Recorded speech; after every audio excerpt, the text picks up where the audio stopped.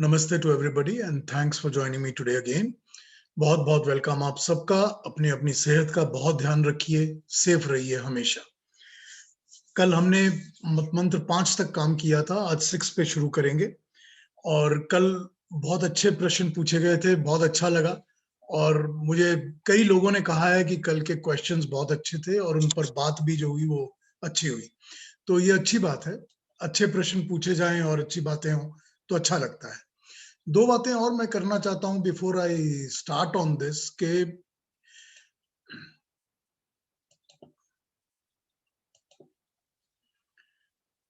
जो लोग जो भी लेट ज्वाइन करते हैं अपने आप को प्लीज म्यूट कर लें ताकि डिस्टरबेंसेस ना हो। चलिए, एक एक बात ये करनी है कि ये यहाँ पर एक टोरंटो में एक ऑर्गेनाइजेशन है जो कि डांस और म्यूजिक पे काम करते हैं और अच्छा काम करते हैं, भजन वगैरह बहुत अच्छे गाते हैं। पनवर उनका नाम है, तो हेमंत पनवर उनका नाम है और वो अच्छे भजन वगैरह गाया करते हैं। वो एक हिंदू हेरिटेज मंथ की सेलिब्रेशंस कर रहे हैं, जैसा कि यहाँ होता है अपने टोरंटो में। तो हिंदू हेरिटेज मंथ की सेलिब्रेशन में वो 3-4 हफ्तों के अलग अलग अलग अलग प्रोग्राम्स कर रहे हैं। पिछले वेडनेसडे उन्होंने किए थे भजन वगैरह के और पोइट्रीज के। सामने वेडनेसडे को यानी कि 19 मई को वो मुझको इनवाइट कर रहे हैं टू टॉक ऑन द वैदिक कॉन्सेप्ट्स अबाउट नृत्य और संगीत, कि नृत्य और संगीत की रेफरेंसेस वेदों में कहाँ मिलती हैं। तो उस पर मैं बात करूंगा अगले 19 तारीख को बुधवार को सुबह 11:30 बजे 11:30। मैंने वो लिंक अपने हिंदू मंदिर की साइट पे पोस्ट किया था, मैं दोबारा एक बार आज पोस्ट कर दूंगा उसको। तो जो भी ज्वाइन करना चाहें आप में से उस लिंक को क्लिक करके ज्वाइन करके सुन सकते हैं whatever I want to talk about the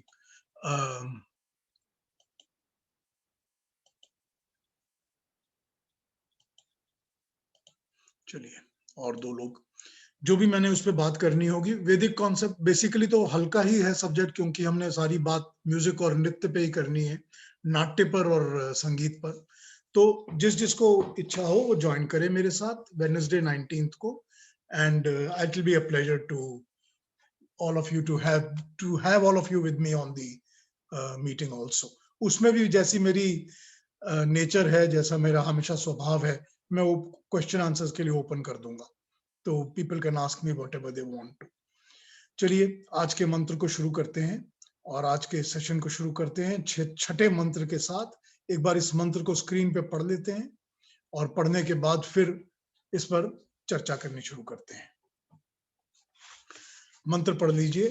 अरा इव रथनाभौ संहता यत्र नाड्यः स एषो अंतश्चरते बहुधा जायमानः ओमित्येवं ध्यायथ आत्मनम स्वस्ति वह पराय तमसा परस्तात।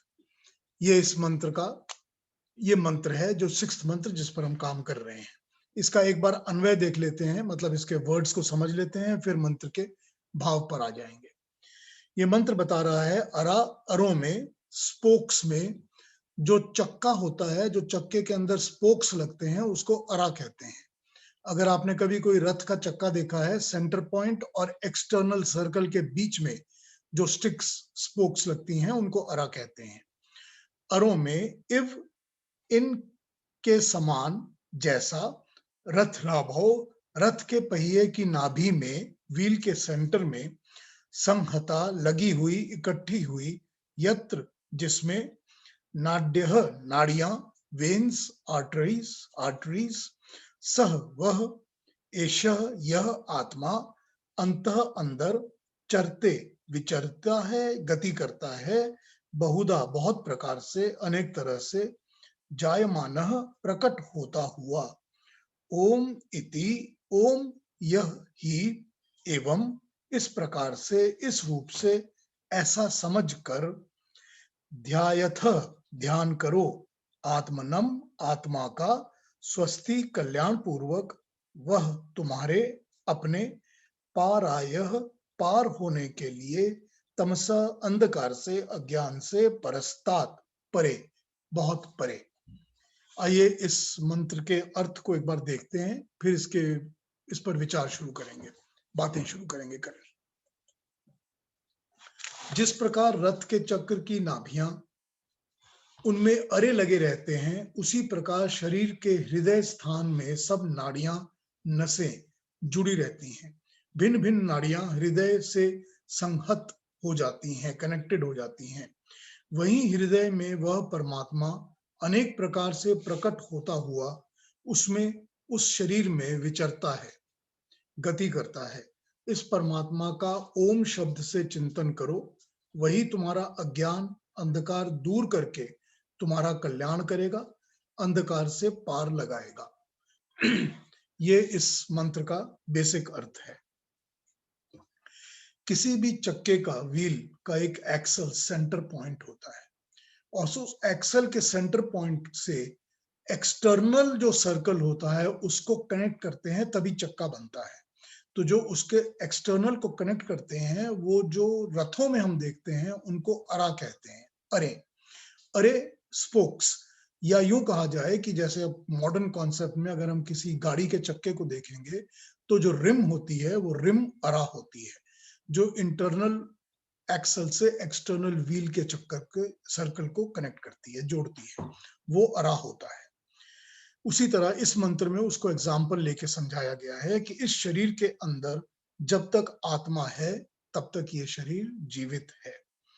बात तो ये है कि अपने इसी शरीर में परमात्मा का आभास होना चाहिए।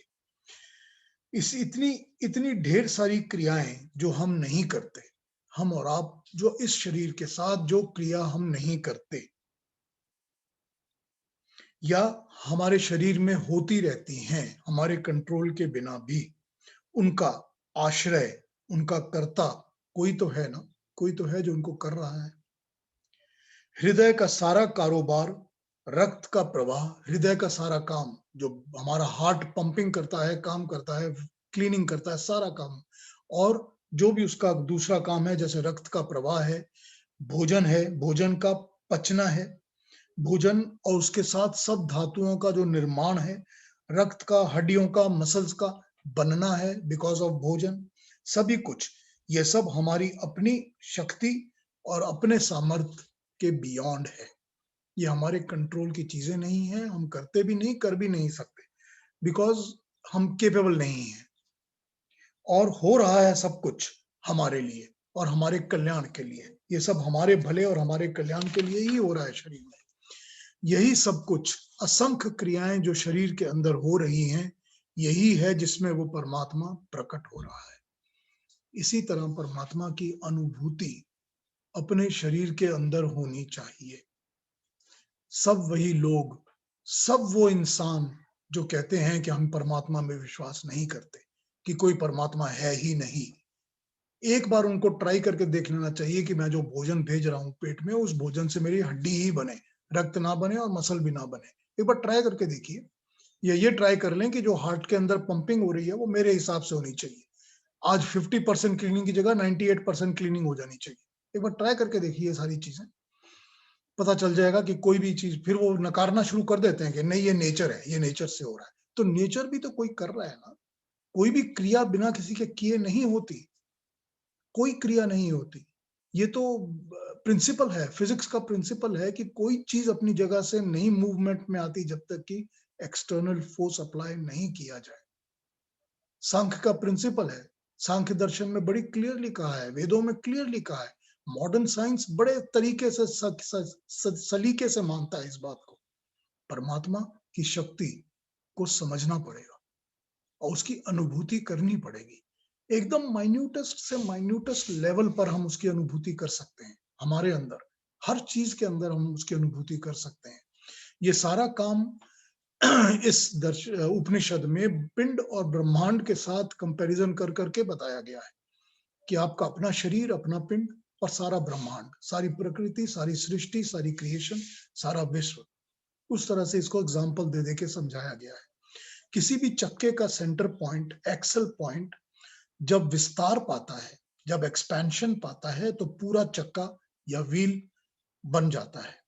और बनने में अरों की मदद होती है, यानी स्पोक्स की मदद से ही वो व्हील बनता है। तभी उसके अंदर व्हील बनकर चलने की या किसी भी चीज को अपने साथ चलाने की क्षमता पैदा होती है। ठीक, ये उसकी फंक्शनैलिटी है ना, उस स्पोक्स की या अरों की। वैसे ही शरीर के अंदर सेंटर्स में, हृदय के अंदर, मस्तिष्क के अंदर जो स्पोक्स, अरे निकलते हैं, उनको इन्होंने नस नाड़ियां कहा है। वेन्स, आर्टरीज, हर किस्म की नर्व्स, नर्व्स एंड सब कुछ निकलते हैं, मस्तिष्क से भी और हृदय से भी। और अलग अलग अलग अलग कामों से ये नाड़ियों का जाल फैल जाता है और सब अपनी अपनी फंक्शंस करने लगते हैं। सबका अलग अलग फंक्शन है, हर एक नस का, हर एक नाड़ी का अलग फंक्शन है। कोई भी नस, कोई भी नाड़ी दब जाती है, सप्रेस हो जाती है, कट जाती है, तो शरीर का कोई एक हिस्सा, कोई एक फंक्शन काम करना बंद कर देती है। इसी से पता चलता है कि हर एक की फंक्शनैलिटी अलग अलग अलग अलग है। सब परमात्मा की शक्ति से अलग अलग किस्म से काम करती हैं, अलग अलग किस्म से प्रकट होती हैं और एक्टिवेट होती हैं, और हमारे इस शरीर के कल्याण में लग जाती हैं। जितनी भी नस नाड़ियां बनती हैं वो अपना यही काम करती हैं कि किस तरह से हमारे शरीर को बेनिफिट मिल सके, हमको फायदा मिल सके, हम अपने एक्शंस, अपने काम कर सकें। यही शक्ति है जो इसको करती है, उसी का नाम ओम है। वही शक्ति है जो इस सारा काम अंदर हमारे शरीर के अंदर चला रही है, काम कर रही है। वो सारी चीजों का नाम, वो सारी शक्ति का ही नाम, एक ही नाम ओम है। हृदय के अंदर जो रक्त प्रवाह का काम करने की और रक्त को शुद्ध करने का काम आरंभ करती है, वो उस परमात्मा की शक्ति है। वो शरीर का कल्याण करने के लिए काम कर रही है ताकि हमारा शरीर स्वस्थ रख सके।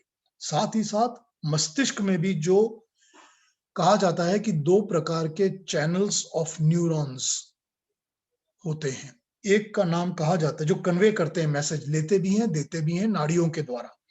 उनको एफरेंट और एफरेंट नर्व्स कहा जाता है। एफरेंट एएफएफ और एफरेंट ईएफएफ, ये दो तरह की वेन्स हैं या नर्व्स हैं जो कि लेने और देने का काम करती हैं, रिसीव करने का और सेंड करने का, प्राइमरीली कम्युनिकेशंस को।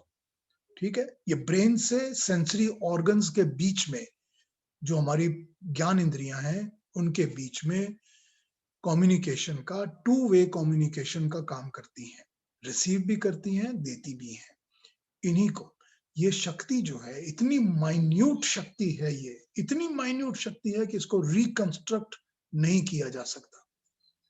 हम इसको रिकंस्ट्रक्ट कर ही नहीं सकते, ना हम इसको बना सकते हैं, ना हम इसको रिकंस्ट्रक्ट कर सकते हैं। यही ओम की शक्ति को प्रकट करता है। इतनी माइन्यूटनेस में से हमको उस परमात्मा की शक्ति का अनुभव होता है कि वो परमात्मा हमारे अंदर क्या कर रहा है। हृदय से दोनों को जाना जाता है, हृदय के अंदर से इन सब चीजों को जाना जाता है, हार्ट से, ब्रेन से। यहीं से नाड़ियां निकल रही हैं जो टू वे कम्युनिकेशन के द्वारा सारे शरीर का संचार करती हैं, सारे शरीर को चलाती हैं। ये हम शरीरधारी इस चीज का आभास करते तक नहीं है, हमको इसका पता भी नहीं चलता कि ये हो रहा है, कि कैसे हो रहा है, कब हो रहा है, लेकिन ये हो रहा है, सारे शरीर में यही हो रहा है। और केवल हम अपने अज्ञान के कारण, क्योंकि हम इसको समझना ही नहीं चाहते, या हम अपने अभिमान के कारण कि मैं और मैं और मैं, कि ये सारा कुछ मैं ही कर रहा हूँ, सब मैं कंट्रोल करता हूँ, देखो मैंने क्या कमाल किया हुआ, ये मैंने, वो उसके कारण। और या अविद्या, क्योंकि गलत तरह की एजुकेशन, गलत तरह की सेंस के ज्ञान, गलत तरह की चीजों का एक्सेप्टेंस हमने किया हुआ है अपने जीवन में, तो हम इसको ना समझ पाते हैं और ना इस आभास को ग्राह्य कर पाते हैं, ना इसको हम पकड़ सकते हैं, सिर्फ अज्ञान, अभिमान से। हर वो मनुष्य जो एक्सप्रेस्ड या अनएक्सप्रेस्ड वे में गॉड को या ईश्वर के सत्ता को नकार देता है, वो इसी अज्ञान और इसी अभिमान में डूबा हुआ रहता है। वो अज्ञान और अभिमान में डूबा हुआ मनुष्य होता है जो इस किस्म की बातें करता है या इस किस्म की सोच भी रखता है, क्योंकि ये सोच इटसेल्फ डिफेक्टिव है, ये सोच इटसेल्फ गलत तरीके की तरफ लेके जाती है। जो इस शरीर के अंदर अपनी क्रिया हो रही है, सारी शक्ति, सारी चीजों, सब चीजों को एक्नॉलेज और थैंक्स नहीं करता, सोच के देखिए, जो आपके शरीर के अंदर आपके अपने कल्याण के लिए, आप ही के शरीर के मेंटेनेंस के लिए और उसकी प्रोफिशिएंसी के लिए जो शक्ति काम कर रही है, ना उसको एक्नॉलेज करते हैं, ना उसको थैंक्स कहते हैं। तो ये प्राणी जो हैं, ये बाकी दुनिया में किसी और को क्या थैंक्स और एक्नॉलेज करेंगे? कुछ भी नहीं करेंगे, दिखावा करेंगे, दिखावा, सिर्फ दिखावा। ना वो मन से आपके थैंकफुल होंगे, ना आपको मन से एक्नॉलेज करेंगे, क्योंकि वो सिर्फ अपने सेल्फ इंटरेस्ट के लिए ही जीते हैं। एज लॉन्ग एज दूसरा इंसान उनके काम आ रहा है, उनको कोई बेनिफिट मिल रहा है, वो आपको एक्नॉलेज भी करेंगे, थैंक्स भी करेंगे। उसके बियॉन्ड कुछ नहीं, क्योंकि मेरा इंटरेस्ट पूरा हो गया।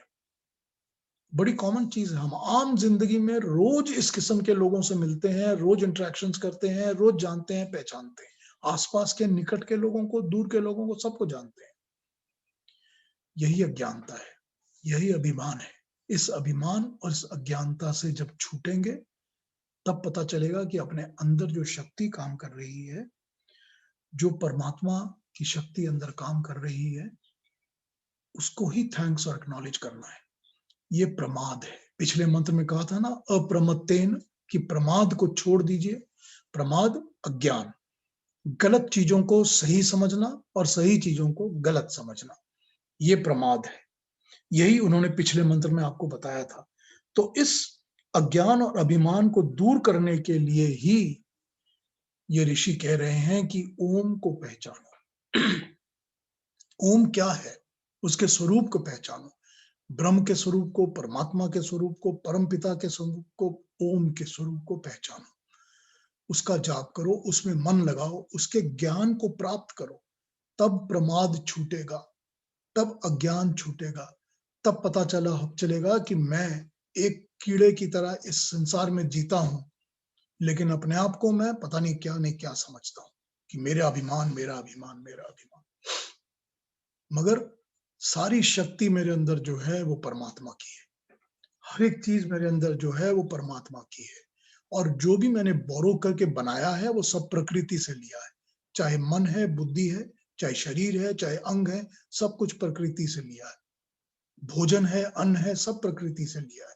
और सबका विभूति, सबके पीछे जो शक्ति काम कर रही है, जो एनर्जी काम कर रही है, वो सारी परमात्मा की है। लेकिन मैं में डूबा रहता हूं।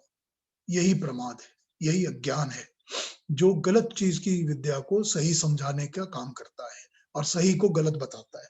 यही वो अज्ञान है।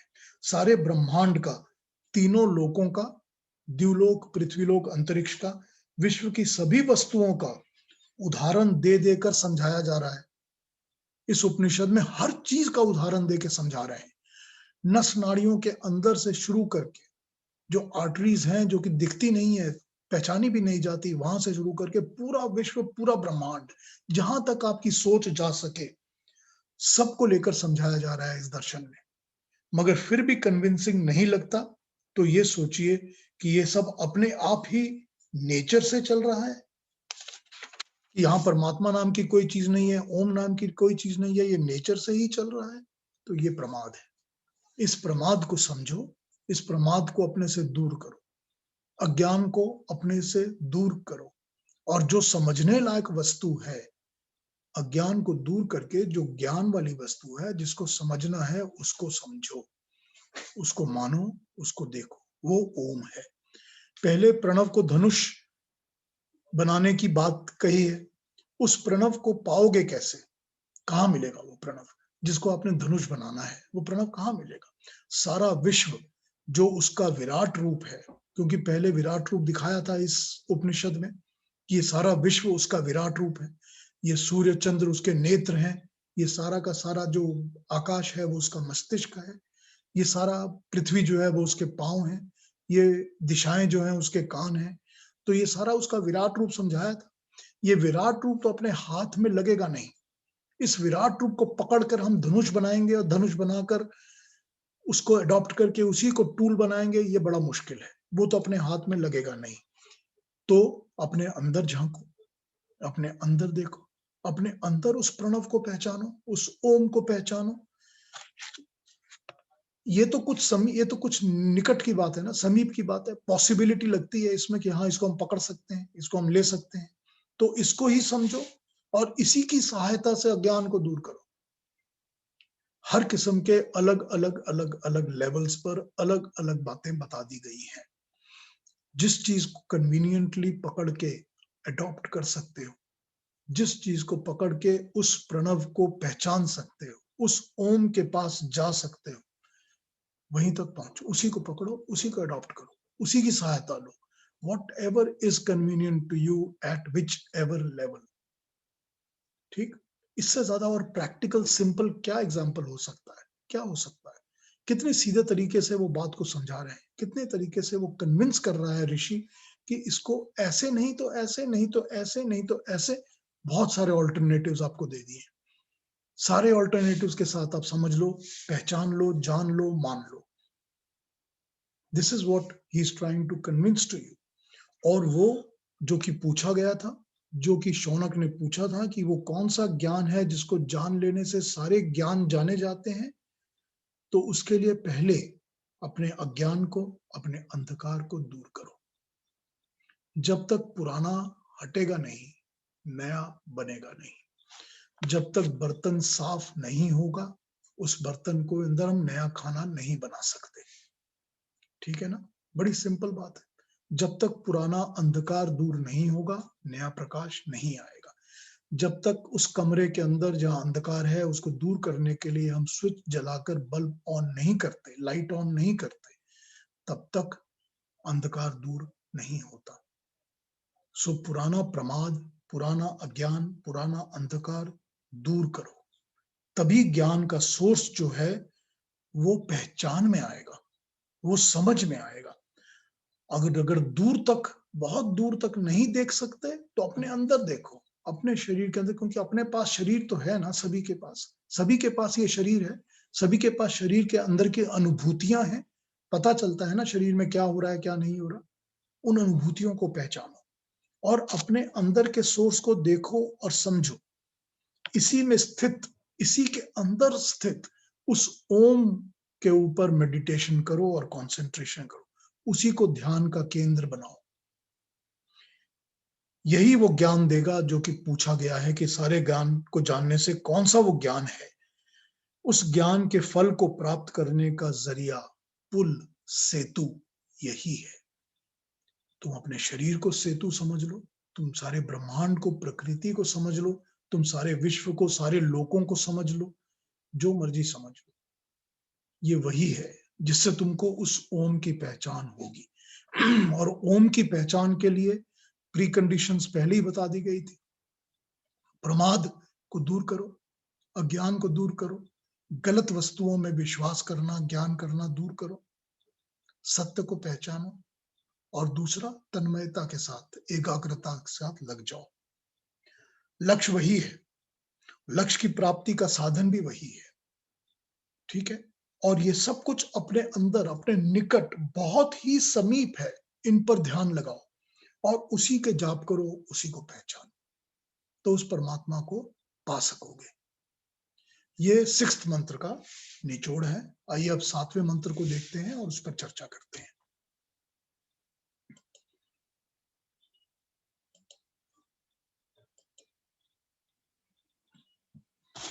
इस मंत्र को साथ पढ़िए, जरा बड़ा मंत्र है। यह सर्वज्ञ सर्वविद्यस्यैष महिमा भुवि दिव्य ब्रह्मपुरे येष व्योम्नयात्मा प्रतिष्ठितः मनोमय प्राण शरीर नेता प्रतिष्ठतोऽन्ये हृदयं सन्निधाय तद्विज्ञानेन परिपश्यन्ति धीरा आनंद रूप मृतम यद्विभाति। आइए इस मंत्र के अन्वय को समझते हैं और उसके बाद मंत्र को समझेंगे। यह जो सर्वज्ञ, सर्वज्ञाता, सर्वविद्य, सर्वविद्यमान, सदा विद्यमान, यस्य जिसकी, एषः यह ऐसी, महिमा महिमा प्रतिष्ठा, भुवि पृथ्वी पर, जगत पर, भुवन में, दिव्य दिव्य असाधारण, ब्रह्मपुरे ब्रह्मलोक में, ही एषः यह परमात्मा व्योमनि, व्योम में, आकाश में या हृदय में प्रतिष्ठित, प्रतिष्ठा पाता है, स्थित होता है, मनोमय, मनोमय में, मननशील में बसा हुआ है, प्राण शरीर नेता, प्राण और शरीर को चलाने वाला संचालक, लीडर, कंट्रोलर, नेता, प्रतिष्ठित, स्थित, अन्य, अन्न में या अन्नमय कोश में, हृदयम, हृदय में, सन्निधाय, स्थापित करके, तद्विज्ञानेन, उसके ज्ञान से ही, इस विशेष ज्ञान से ही, परिपश्यन्ते, साक्षात करते हैं, धीरा, ज्ञानी, धीर जन, आनंद रूपम, आनंद स्वरूप, अमृतम, अमृत, अमर, यद, जो विभाति, प्रकाशित हो जाते हैं, विभासित होते हैं। ये इसका वर्ड्स का अर्थ है। आइए मंत्र के ऊपर चिंता करते हैं। फिर एक बार बड़े अलग तरीके से ऋषि ने अपनी बात को रखा है। फिर वो कुछ और एग्जाम्पल्स यूज करके बात को समझा रहे हैं ताकि हमको समझ में आ सके बात को। फिर वो उसको अलग तरीके से बता रहे हैं, एक ही मैसेज, एक ही तरह की बात फिर समझा रहे हैं। वह परमेश्वर सर्वज्ञ है, सर्वव्यापक है, सारा ब्रह्मांड उसी की महिमा प्रकट कर रहा है, जो प्राणी शरीर के में प्रतिष्ठित होकर, प्राणी के शरीर के अंदर प्रतिष्ठित होकर मन और प्राण और शरीर का नेता है, नियमक है, जो शरीर के अन्नमय, प्राणमय, मनोमय कोशों को नियंत्रण में रखता है। तो जो ज्ञानी धीर मनुष्य उसको अपने मन में, हृदय में, इमोशन में और मस्तिष्क में, अपने इंटेलेक्ट से उसको जान पाते हैं, प्राप्त कर पाते हैं, तो उसको अपने आनंदमय कोश में आनंद को उसके अनुभव करके अमृत पाते हैं, अमरता पाते हैं। ये इसका सिंपल ट्रांसलेशन है। यहाँ पर एक शब्द है ब्रह्मपुरी, जो हमने देखा पिछले इस मंत्र में आया है, ब्रह्मपुरी, वो स्थान जहां ब्रह्म बसा हुआ है, वास कर रहा है, जहां उसकी रचना शक्ति कार्य कर रही है, वो उसकी पुरी है। तो ये सारा ही ब्रह्मांड, सारा विश्व उसकी पुरी ही है। ये प्राणी शरीर, ये भी तो उसकी ही पुरी है।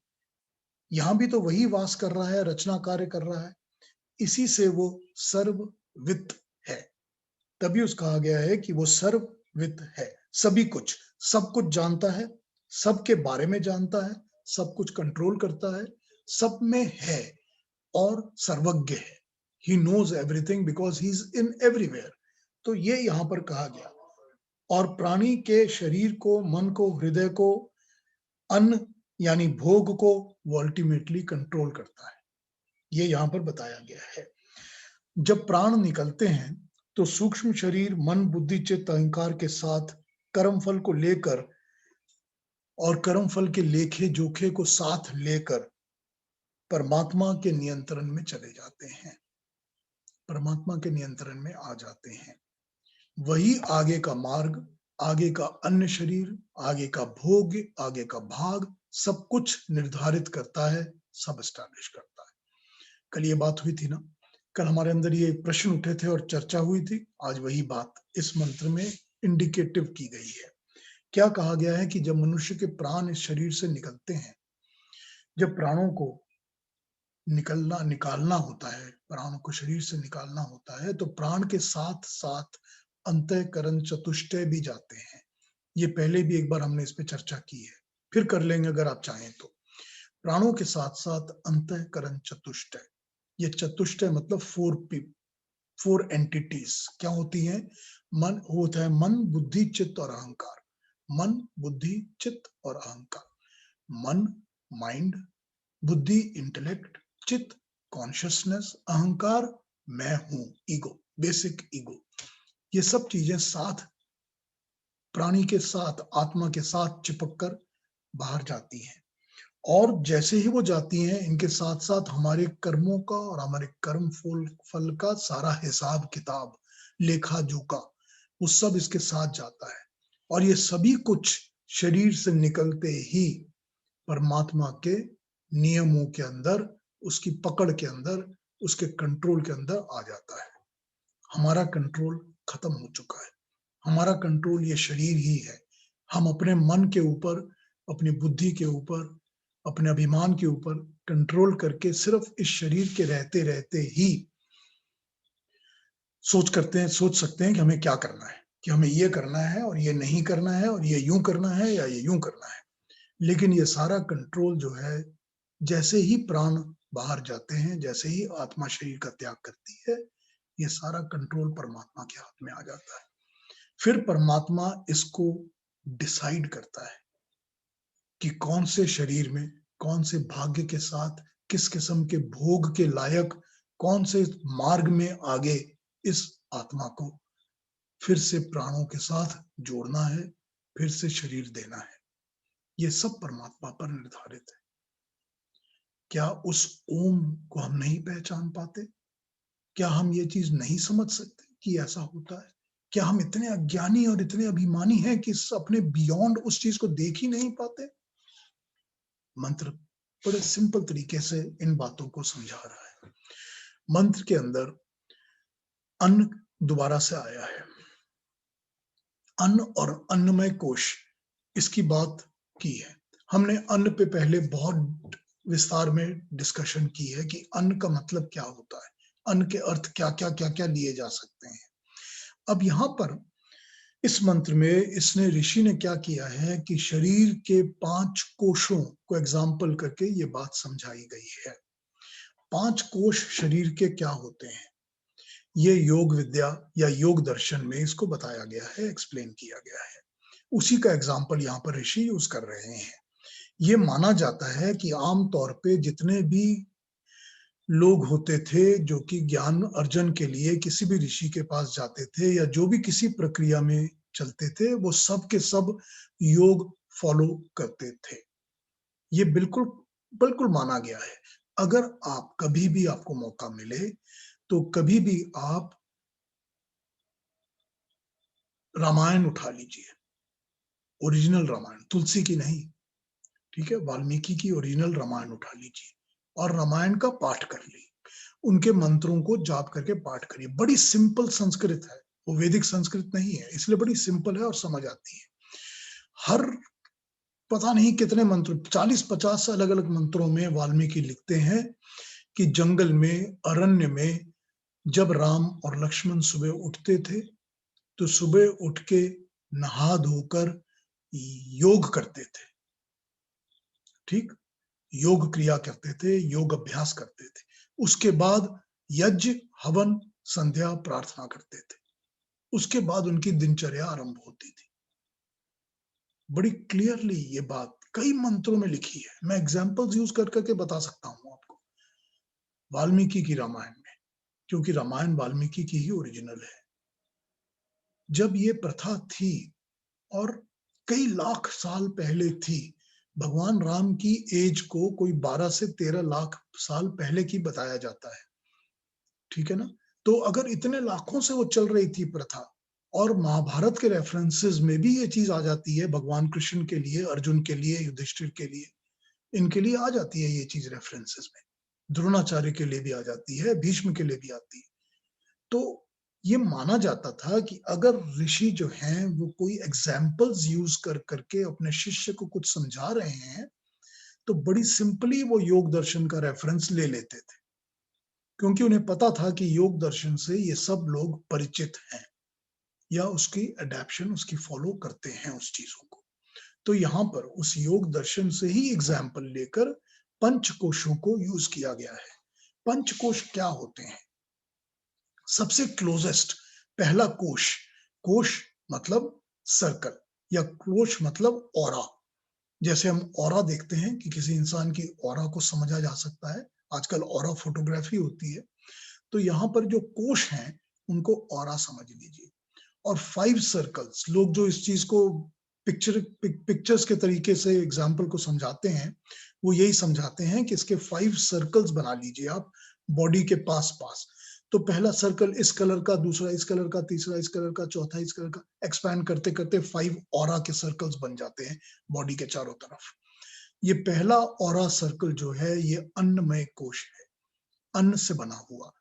अन्न जो भी चीज हम कंज्यूम करते हैं, जो भी विचार हमारे दिमाग में चलते रहते हैं, जो भी खाना हम खाते हैं, जो भी चीजें हम यूज करते हैं, वो पहला अन्नमय सर्कल है, क्योंकि उसी से शरीर बनता है।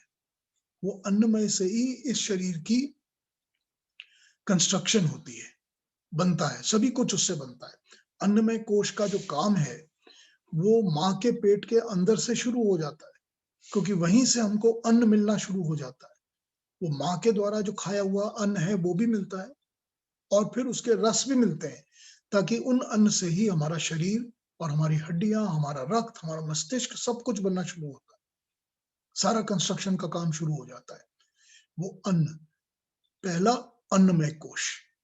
सेकंड कोश इमीडिएटली इसके बाहर कौन सा है? वो है प्राणमय कोश। प्राणमय यानी कि ब्रेथ। अगर प्राण नहीं होगा तो कुछ भी शरीर के अंदर मेंटेन नहीं होगा। इसीलिए भोजन से अपने शरीर को कंट्रोल किया जाता है, रेगुलेट किया जाता है। प्राणों से अपने शरीर को कंट्रोल किया जाता है, रेगुलेट किया जाता है। जो हम प्राणायाम करते हैं, प्राणों को प्राणमय कोश कहा जाता है। सेकंड, थर्ड कोश जो होता है उसको मनोमय कोश कहते हैं।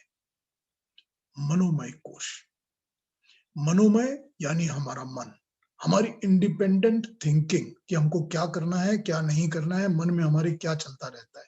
क्योंकि जो मन और विचार होते हैं उसी से हमारे शरीर के अंदर बहुत कुछ घटता है, बहुत कुछ होता है।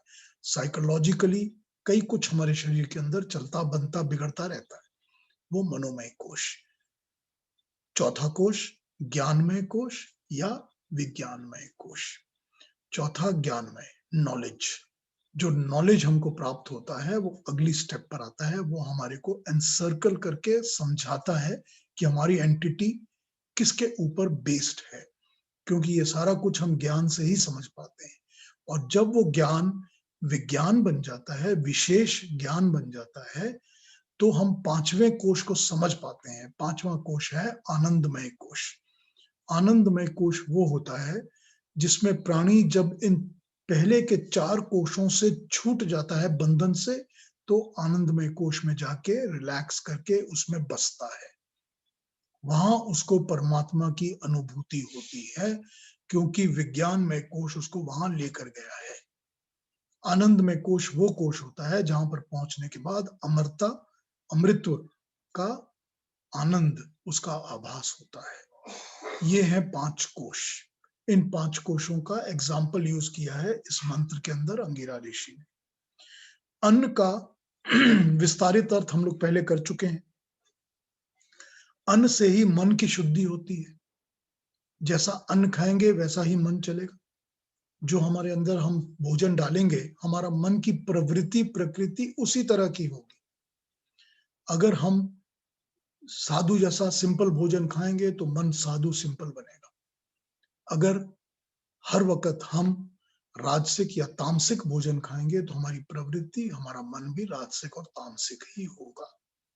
ठीक, जैसा अन्न खाएंगे, भोगेंगे, वैसा ही मन रहेगा। और अन्न से ही हृदय का कारोबार चलता है। अगर अन्न शुद्ध होगा तो हृदय स्वस्थ होगा, शुद्ध होगा। अन्नमय कोश का प्रभाव शरीर में, हृदय में, मन में, विचार में, मस्तिष्क में, सब पर पड़ता है। हमको कहा जाता है कि आपके लिए ये खाना अच्छा है, ये खाना अच्छा नहीं है। डॉक्टर्स बता देते हैं कि आपके हार्ट की ये प्रॉब्लम है, आप ये खाइए, ये अवॉइड करिए। हर चीज में बता दिया जाता है। तो ये अन्न है ना, जो हमारे शरीर को कंट्रोल करता है। यही हमारे मन को और हमारी थिंकिंग को, मस्तिष्क को कंट्रोल करता है। जैसे भूलोक में, तीनों लोकों में, भूलोक में, पृथ्वीलोक में, दिव्य लोक में, द्युलोक में, अंतरिक्ष लोक में, तीनों लोकों में व्योमनी कहा ना, यहाँ एक शब्द आया है व्योमनी, मतलब आकाश, अंतरिक्ष लोक। जैसे तीनों लोकों में उस ब्रह्म की प्रतिष्ठा, उसकी महिमा दिख रही है। उस परमात्मा की, उस ब्रह्म की प्रतिष्ठा और उसकी महिमा दिख रही है। उसी प्रकार प्राणी के शरीर के अंदर अन्नमय कोश में, मनोमय कोश में, प्राणमय कोश में, सभी के अंदर और उस परमात्मा की महिमा दिख रही है। इसको अपने ज्ञानमय कोश से पहचानो, यूज द ज्ञान to understand all these things, और उस ज्ञान में कोश के अंदर विज्ञान का जागरण करो, विशेष ज्ञान का जागरण करो, ताकि तुम अपने उसकी महिमा के द्वारा आनंदमय कोश में स्थापित हो पाओ। इसी का अनुभव धीर लोग, ज्ञानी लोग, धीर पुरुष करके उस आनंद का अनुभव प्राप्त करके, उसके प्रकाश स्वरूप का अनुभव प्राप्त करके, उस ब्रह्म का साक्षात्कार करके अमरता को और अमृत तत्व को प्राप्त होते हैं। अपने शरीर को फिर से यूज करो। पहले उसने नस नाड़ी का एग्जाम्पल लिया था। नस नाड़ी शरीर के अंदर की चीजें हैं, एकदम इंटरनल, और जो कोश हैं वो एकदम एकदम इमीडिएटली एक्सटर्नल हैं हमारी शरीर के, जैसे कि एकदम जिसको हम बाहर से पहचान सकते हैं ऑरास को, लेकिन हैं वो सब शरीर के अंदर ही, ये सब शरीर के अंदर ही हैं, लेकिन ऑरास को हम शरीर के बाहर से पहचान सकते हैं। ठीक है ना? कहने का अभिप्राय बड़ा सिंपल होता है कि कभी आप किसी को देखते हैं और देख के समझ जाते हैं कि इसके शरीर में ये प्रॉब्लम चल रही है, कि क्या बात है, आपकी तबीयत अच्छी नहीं है। हम देखते हैं शरीर, पता चलता है ना कि तबीयत ठीक नहीं है। या डॉक्टर्स जो होते हैं वो शरीर को देख के ही बता देते हैं कि अरे इसकी आंखों से ये लग रहा है कि इसको ये प्रॉब्लम है, देख के बता देते हैं। नाड़ी तो उसके बाद देखते हैं कि हमको आपकी पल्स रीडिंग करनी है, वो नेक्स्ट स्टेप हो सकता है। लेकिन इमीडिएटली जो चीज शो करती है वो भी तो शरीर के अंदर की चीजें हैं जो बाहर शो कर रही हैं, जो अंदर के इफेक्ट्स हैं वो ऑराज की तरह बाहर निकल के शो कर रहे हैं। इस एग्जाम्पल से भी उस ओम को समझो, उस परमात्मा को समझो। अपने अंदर के नस नाड़ी से तो समझा था, पहले मंत्र में बताया है आपको। अब ये सेकंड एग्जाम्पल कोशों का यूज कर लिया कि अपने ऑराज के साथ भी उस परमात्मा को पहचानो, उस तक पहुंचो, उसको यूज करके पहुंचो, वहां तक पहुंचो। जब उस ब्रह्म के ज्ञान को, उसकी महिमा को, उसी की सर्वज्ञता सर्वव्यापकता को, उसी में उसी के प्रेम को पाने की लालसा अपने अंदर जागेगी, तब क्या होगा? तब ये जो लालसा है ना, ये जो तड़प है कि मुझे उसको पाना है, तब इसको अन्न बना लिया जाएगा। जब इसको अन्न बना लोगे ना, कि मेरा अन्न, मुख्य अन्न क्या है? भोजन तो है जो मेरे शरीर को मेंटेन कर रहा है, लेकिन मुझको क्या चीज खानी है, क्या पीनी है, क्या लेना है हर वक्त, मुझे किस अन्न को प्राप्त करना है? ये अन्न है उस परमात्मा की लालसा, उसकी एकाग्रता, उसको पाना, उसकी इच्छा। जब ये अन्न बन जाएगा तो अपने आप ही इस अन्न के द्वारा भी अपना शरीर और अपना मन और अपनी बुद्धि और अपने विचार उस कंट्रोल में आ जाएंगे, उस स्वरूप में आ जाएंगे, उस रंग में रंग जाएंगे। वही हृदय का, शरीर का, मस्तिष्क का भोग पदार्थ बन जाएगा, उसी का संपर्क स्थापित होगा और आनंद और अनुभव का मार्ग अपने आप खुलेगा, अपने आप अमृत पाने की संभावनाएं जाग उठेंगी। यहाँ पर ब्रह्मांड और पिंड की सिमिलैरिटी की बात की हुई है। जैसे सभी लोकों में उसकी महिमा है, प्रतिष्ठा है। हर एक लोक में, भूलोक में, द्यूलोक में, अंतरिक्ष लोक में, सब जगह उसी की प्रतिभा और उसी की प्रतिष्ठा और महिमा दिखती है हमको। वो हर एक में है। तो हम ये दूर से भी देख सकते हैं और समीप से भी देख सकते हैं। और समीप से देखने के लिए हम उसको अपने व्यवहार में, अपने जीवन में, अपने शरीर के हर हिस्से में उसको आधार बना के समझ सकते हैं। या वो व्योमलोक, अंतरिक्ष लोक, जहां भी है, वायु में, अग्नि में, जल में, आकाश में, ये सब हमारे को जीवन देने के, जीवन दान देने के सहारे हैं। हम इन सब के सहारे जीते हैं। हम सभी चीजों के सहारे जीते हैं, वायु के, अग्नि के, जल के, सूर्य के प्रकाश के, द्युलोक के, अंतरिक्ष लोक के, वर्षा के, सबके सहारे हम जीते हैं। हमको इन सब चीजों की जरूरत है। हमारी वेरी एग्जिस्टेंस के ये आधार बने रहते हैं हमेशा। ये हमारा ब्रह्मांड है, करेक्ट? ये सारी सृष्टि है, ब्रह्मांड है। हम सब इसी में जीते हैं, इसी में विचरते हैं, गतियां करते हैं।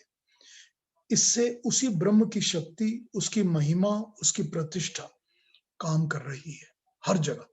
ये उस परमात्मा की ही प्रतिष्ठा और महिमा काम कर रही है, जिसमें हम सहारा लेके, आश्रय लेके जीते हैं। पिछले मंत्र में आश्रय और आश्रित की बात की थी। हम आश्रय ले रहे हैं, हम आश्रित लोग हैं जो आश्रय लेते हैं। सारी संभावनाएं, सब कुछ उसका ही है। उसी तरह से हमारा पिंड, हमारा ये शरीर जिसमें 5 कोश के द्वारा सारा काम चलता है। अन्नमय कोश जो कि बेसिक फूड बेस्ड हमारा ऑरा है, basic food based aura, correct? क्योंकि ये फूड से ही हमारा शरीर बनता है। कई शरीरों की आकृति विकृति भी फूड से ही बनती है कि ये इस किस्म का खाना ज्यादा खाने से शरीर ऐसा बनता है, होता है ये भी। माँ के पेट के अंदर से ही अन्न का भोग शुरू हो जाता है और सभी किस्म के शरीर के अंगों का निर्माण भी आरंभ हो जाता है। और फिर प्राण, जैसे ही प्राण मिलते हैं तो जीवन प्रदान करने लगते हैं, संभावनाएं शरीर के अंदर प्रवेश होने लगती हैं, काम करने लगती हैं। और मन जो हमको किसी भी काम में लगाता है, कि प्रवृत्ति देता है कि ऐसा करो, ऐसा करो, ऐसा ना करो, मार्ग की तरफ प्रेरित करता है। और ज्ञान और विज्ञान जो हमको बुद्धि और बुद्धि तत्व देते हैं, इंटेलेक्ट देते हैं कि इसको ऐसे करो, इसको ऐसे करो, इसको ऐसे ना करो, वो हमको विज्ञान और ज्ञान देते हैं, जिससे कि हम भले बुरा, अच्छा खराब सब कुछ को पहचान पाते हैं, समझ पाते हैं। सारी शक्तियां, सारी संभावनाएं उसी परम ब्रह्म के द्वारा महिमा मंडित हैं। सभी में शक्ति के रूप में वही प्रतिष्ठित है। और इस बात का, इस ज्ञान का आभास, इस ज्ञान का आभास होने पर ही आनंदमय कोश का आभास हो जाता है, जहां पर आनंद में उसका परिचय प्राप्त होता है। उस ओम को समझो, उसके जाप को अपनाओ और सारे ब्रह्मांड और पिंड में उसका अनुभव करो। तो ये प्रैक्टिकल वे टू अचीव वो सच्चा ज्ञान और उसका सच्चा स्वरूप ये बताया गया है। किस तरह से इसको प्रैक्टिस करना है वो पहले उसने आपको बता दिया है कि ओम को आपने, प्रणव को आपने धनुष समझना है, अपनी एकाग्रता, अपनी तन्मयता को बाण बनाना है, और लक्ष्य वो ओम और परमात्मा की प्राप्ति ही है। अब उसको किस तरह, वो एक प्रैक्टिकल एग्जाम्पल, बड़ी प्रैक्टिकल चीज बताई है, लेकिन उसको लगता है सोच के कि करेंगे कैसे, how do we achieve it. तो वो हाउ टूज को बाकी एक्सपेंशन के साथ आपको समझा रहा है। एक बार उसने आपको बता दिया कि नस नाड़ियों के द्वारा उस ओम की शक्ति को समझो। फिर और प्रैक्टिकल बता दिया कि अन्न से, प्राण से, मन से, ज्ञान से आनंद तक पहुंचो, जो अपने शरीर के अंदर ही संभावनाएं हैं सारी की सारी। जैसे इस सारे ब्रह्मांड में हमने उसके विराट रूप को देखा था, लेकिन उस विराट रूप को पकड़ना, उसको एनकैप्सुलेट करना बड़ा मुश्किल है। तो इस चीज को अपने शरीर के अंदर, अपने इन कोशों के द्वारा अन्न के साथ शुरू करके, क्योंकि अन्न तो हम सबको लेना ही है, भोगना ही है। हम माँ के पेट से ही अन्न खाते खाते शुरू होते हैं, वहीं से हमारा स्टार्ट हो जाता है। और जब तक हम जीवित रहते हैं, जब तक हम मरते नहीं, तब तक हम अन्न खाते रहते हैं। तो अन्न क्या है, किस चीज को भोगना है आपने, वो अन्न क्या बनाना है, जिससे कि हमारा मन, हमारा विचार, हमारा सारा ज्ञान प्रभावित होकर उसी ओर चल सके, कि जिसकी हमको डायरेक्शन चाहिए। कौन सी एकाग्रता, तन्मयता मिलेगी, कौन से अन्न से, कौन से मन से, कौन से विचार से, किस किस्म की एकाग्रता मिलेगी, और फिर हमको वो एकाग्रता कहाँ से मिलेगी, कैसे मिलेगी, ताकि हम उस प्रणव की ध्वनि के ऊपर ध्यान लगा सकें। फिर उसको अचीव करने के लिए फाइनलिटी में उस आनंदमय कोश में प्रवेश करके आनंद का अनुभव कर सके। ये प्रैक्टिकल अचीव करने के तरीके सारे यहाँ पर बता दिए गए हैं, सब समझा दिए गए हैं यहाँ पर। यही अंगिरा ऋषि कर रहे हैं बिगिनिंग से, शुरू से ही इस उपनिषद में वो प्रैक्टिकल बातें करते हैं, एकदम स्ट्रेट सिंपल डेली लाइफ के ऊपर एप्लीकेबल, बिल्कुल स्ट्रेट सिंपल। यही वो समझाते रहते हैं फ्रॉम द वेरी बिगिनिंग, क्योंकि उन्होंने यही मैसेज आपको देना है। मगर मैसेज क्या देना है, अल्टीमेट मैसेज तो यही देना है कि किस तरह से परमात्मा के आनंद को प्राप्त करके, सारे ज्ञानों को जानकर, कौन सा ज्ञान ऐसा है जिससे सब जाना जा सकता है। तो वो ज्ञान तो एक ही है कि वो परमात्मा है, परमात्मा का ज्ञान है, और उसको पाना है। तभी हमको ये जन्म मरण का बंधन हमसे छूटेगा, तभी हम आनंद प्राप्त करेंगे, मोक्ष प्राप्त करेंगे, मुक्ति प्राप्त करेंगे। प्रैक्टिकल तरीके से अचीव करने के तरीकों को एग्जाम्पल्स दे देकर अंगिरा ऋषि मुंडक में शुरू से समझा रहे हैं। तो आज ये 7वें मंत्र को हम यहीं पर समाप्त करते हैं। अगले हफ्ते हम 8th पे स्टार्ट करेंगे काम, नेक्स्ट सैटरडे। फिर एक बार अगर आप लोग वेडनेसडे ज्वाइन करना चाहें 19th को at 11:30 Toronto time, 9 o'clock India time, अगर आप ज्वाइन करना चाहें तो मेरा लिंक मैं शेयर कर लूंगा, या आप मुझसे लिंक मांग सकते हैं, मैं दे दूंगा। मेरी टॉक बेसिकली संगीत और नाटक के ऊपर है।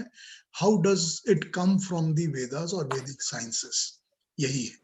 तो आज के इसके ऊपर, सब्जेक्ट के ऊपर, टॉपिक के ऊपर अगर आप लोगों में किसी ने मेरे को कुछ प्रश्न पूछना हो, कोई कमेंट करना हो, तो we still have a few minutes, let's go over it.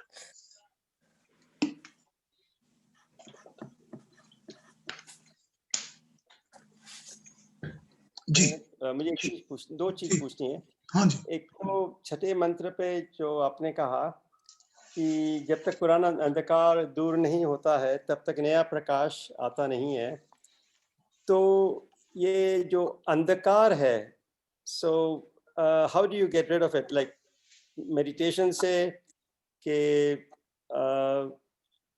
और किस रूप से ये अंधकार जाता है, and how do you define this अंधकार, you know what is the quality of this अंधकार? सबसे पहली बात तो प्री कंडीशन है।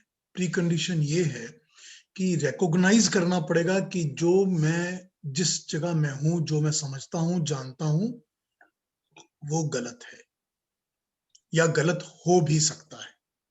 सबसे पहले तो ये रिकॉग्निशन है। जो लोग कहते हैं कि मैं जिंदगी में कभी किसी बात पर रिग्रेट ही नहीं करता, आई एम ऑलवेज राइट, उनका तो दरवाजा बंद हो चुका, वो तो आगे बढ़ने को तैयार ही नहीं है। जो ये समझते हैं कि मेरे प्रेजुडिसेस ही सबसे उत्तम है, तो वो अपने प्रेजुडिस में ही जिएंगे, उसके बियॉन्ड नहीं निकल पाएंगे। सो सबसे पहले तो जब तक आप फॉल्ट को रिकॉग्नाइज नहीं करोगे, आप उसको करेक्ट कर ही नहीं सकते। जब तक बीमारी पकड़ी नहीं जाएगी तब तक उस बीमारी का इलाज शुरू नहीं हो सकता। सो सबसे पहला तो ये कंडीशन है कि मुझको ये समझना है कि मेरा जो नॉलेज है, मेरी जो जानकारी है, वो पूर्ण नहीं है, अपूर्ण है, या अंधकार में है, या ज्ञान में है, या ज्ञान में है। सबसे पहली बात। दूसरी बात, उस अंधकार को दूर करने का मार्ग क्या है? अब ये आपको कौन सा अंधकार दूर करना है उस पर डिपेंड कर रहा है। अगर तो मुझको अपनी प्रैक्टिकल लाइफ की चीजें चाहिए कि हाउ टू मेक मनी, तो फिर मैं उस ज्ञान की तरफ जाऊंगा, उस अंधकार को दूर करने के लिए उसके प्रकाश को प्राप्त करूंगा, ठीक है ना। लेकिन जब जीवन में इस ज्ञान की जरूरत है कि कौन से ज्ञान को जान लेने से सारे ज्ञान प्राप्त हो जाते हैं, तब आपका मार्ग अलग है। तब मेरा मार्ग वो है कि मुझे परमात्मा का ज्ञान प्राप्त करना है। तो जब परमात्मा का ज्ञान प्राप्त करना है तो पहले तो अपने परमात्मा को पहचानना है कि वो है क्या। फिर ये समझना है कि मेरे अंदर कौन से ऐसे अज्ञान बैठे हुए हैं, छुपे हुए हैं, जो मुझे उस ज्ञान तक नहीं पहुंचने देते, तो उनको दूर करना है। तो ये अंधकार इस प्रकाश के साथ आस्ते आस्ते ही हटेगा। सुबह के वक्त पहली किरण जब निकलती है सूरज की, तो पहली किरण हल्का सा ही प्रकाश देती है सारे वातावरण में, लेकिन हमें पता चलता है कि सुबह होने वाली है। उसको हम लोग अपनी भाषा में पौ फटना कहते हैं, कि जब पौ फटती है। Yes. तो वो उस पौ फटने को कहते हैं कि जब वो पहली किरण थोड़ी सी प्रकाश की आती है, तो आस्ते आस्ते उसको आधा 1 घंटा लग जाता है पूरे प्रकाश को फैलने में। ठीक इसी तरह हमारे अंदर के अंधकार को निकालने के लिए, दूर करने के लिए प्रयास स्टार्ट करना पड़ेगा। रिकॉग्नाइज करना पड़ेगा कि मैं अंधकार में बैठा हूं और मुझको प्रकाश की आवश्यकता है। तो जब वो प्रकाश की आवश्यकता रिकॉग्नाइज होगी, ट्रीटमेंट स्टार्ट होगी, तब वो आस्ते आस्ते क्योर होगा। तो वो आस्ते आस्ते प्रकाश आएगा। और प्रकाश के यही सारे रास्ते हैं, ये सारे के सारे रास्ते प्रकाश के रास्ते हैं। कोई भी प्रकाशमय वस्तु, कोई भी ऐसा ज्ञान जो कि परमात्मा का परिचय कराता है, उसकी तरफ जाइए। उस ज्ञान को फिर दोबारा परख लीजिए कि यही है कि नहीं है, कि ये भी आधा है, आधा नहीं है। फिर उससे भी ऊपर उठिए। ठीक है, आप कह सकते हैं कि बहुत ज्यादा लंबी जर्नी है या बहुत टीडियस वर्क है। टीडियस तो है ही, नहीं टीडीएस होता तो सारी दुनिया के लोग इसको करके आराम से बैठे हुए होते कि हम तो बस मौज कर रहे हैं। टीडीएस तो है ही, लेकिन ये प्रकाश तभी आएगा जब अंधकार दूर होगा, प्रमाद जब हटेगा, अज्ञान हटेगा, तभी ज्ञान आएगा। ठीक है? Yeah, very nicely explained. Thanks. और very quickly second जो 7वां मंत्र है उसमें आपने कहा था ऑरा का शब्द यूज किया है। कोश means circle, कोश means ऑरा। तो ऑरा अंग्रेजी में it's also something that emanates from the body of some saints. तो एक वो भी कहते हैं ना कि इसका ऑरा कितना तेज है। तो उसमें तो डिफरेंस है ना दोनों में, between the aura you said and जो ऑरा हम लोग जानते हैं नहीं, मनुष्य से। ऑरा हर एक लिविंग बीइंग की बॉडी से निकलता है। हर एक लिविंग थिंग की बॉडी में ऑरा होता है। हमारे आपके ऑरा को देखकर सूंघकर ही जानवर हमको समझता है। ठीक, कि उसके अंदर सेंसिबिलिटी होती है। कोई कुत्ता जो है वो किसी पे भौंकता है, किसी पे नहीं भौंकता। क्यों? क्योंकि वो उस ऑरा को, उस सेंसिबिलिटी को समझता है। जो डॉग साइंसेस पे काम करते हैं वो कहते हैं कि हर ह्यूमन बॉडी, हर लिविंग बॉडी के अंदर हर समय पसीना निकल रहा होता है। चाहे वो दिखता है या नहीं दिखता, हमको पता चलता है या नहीं पता, इतना माइन्यूट होता है, लेकिन हर बार हमारे पोर्स के अंदर से वो ऊज आउट हो रहा होता है। उसी को खुशबू की तरह से कुत्ता समझता है। ये कहते हैं डॉग साइंस वाले लोग।